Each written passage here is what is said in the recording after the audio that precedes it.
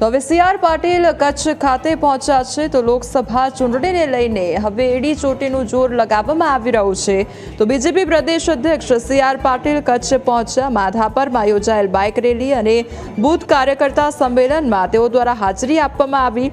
કચ્છ મોરબી 7 વિધાનસભાના ચૂંટાયેલા હોદ્દેદારો ઉપસ્થિત રહ્યા તો બૂથ લેવલના કાર્યકરો મોટી સંખ્યામાં ઉપસ્થિત રહ્યા। 5 લાખ નહીં પરંતુ 7 લાખની લીડથી ઉમેદવાર વિનોદ ચાવડાને જીતાડવાનું આહવાન કરવામાં આવ્યું।